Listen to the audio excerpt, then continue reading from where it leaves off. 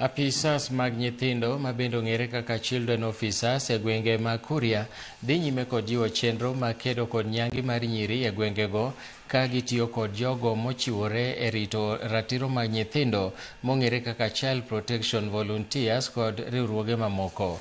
Jafwambo marwa e kaunti ma Migori George Juma miyowa ler. Lek mar tieko nyange manyiri e gwenge mag Kuria pok ochopo. Kata kamano, jokelo midhiero ni pod nitiere kod geno mar chope. Kaka jogo makedo kod nyange mag nyiri medo jiwo kenge makedo kod nyange mag nyiri, e kaka joma bende koro pod omako motegno nyange mag nyiri bende medo biro kod yore mopogore opogore mar timo nyange mag nyiri e yor apanda. Apisa mag nyithindo sub-kod ma Mabera Janet Robi wani bedo ni thoth nyange mag nyiri sani timo apanda osemiyogi tich matek e kedo kod midhiero ni. Kata kamano, pod gikre mar kedo kod nyange mag nyiri. Initially, we had processions, people dancing on the road, but currently we don't have such a setup. We have hidden FGMs where it is done at night.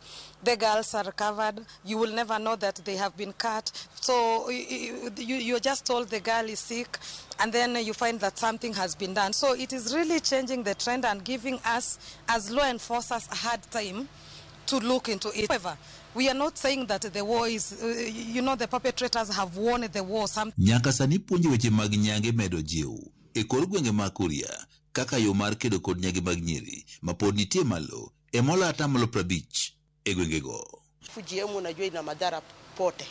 Unakuta labda kuna kijana ameleo katika familia akiambiwa kwamba ukioa mwenye hajaenda FGM wewe sio kijana. Lakini wakati ambapo amepata mafunzo huwa anajielewa. Hili vikundi tuko nazo tayari, hata katika hizo kuna wao wanaitwa ambassadors, wale ambao tumeweza kufundisha na wameweza kujisimamia.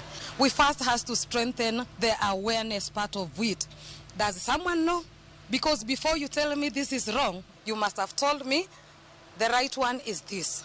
So we really are working around ensuring that we create awareness in the community and the society at large. Apis ma nyithindo sani tiyo kod oganda mochiwore nono mar jiwo kedo kod nyange mag nyiri gwengego mabende ong'ere kaka Child Protection Volunteer e puonjo oganda rach mar nyange nyiri. We have the Child Protection Volunteers who work around protecting children at the community level.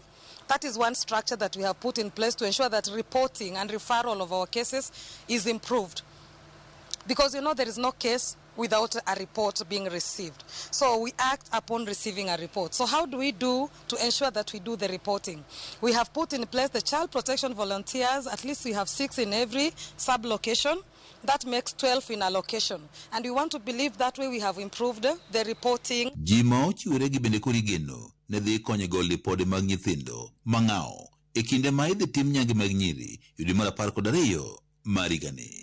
Apis ma nyithindo bende tiyo machiegni kod sikunde ka okalo kuom gube mag jopuonjre moong'ere kaka clubs e chiwo puonj ka otende kod weche mag nyange mag nyiri e gwenge mag Kuria. Modalities that we are trying to put in place is through school mentorship programs, to believe that if we look at it at a wider scope, include many schools, get into the school rights clubs and ensure that we pass this knowledge to the younger ones. In school there, they are able to know their rights, they are able to protect themselves. FGM, we have told them it has nothing to add in life.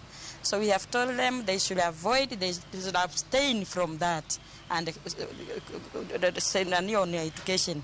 They should work on education so that their lives can be better. Nyange mag nyiri e gwenge mag Kuria setudi kod midhieche mathoth ma oting'o mako yemo mondo kind rawere kend momondo kaachiel kod mamoko. George Juma, Ramogi TV, Migori.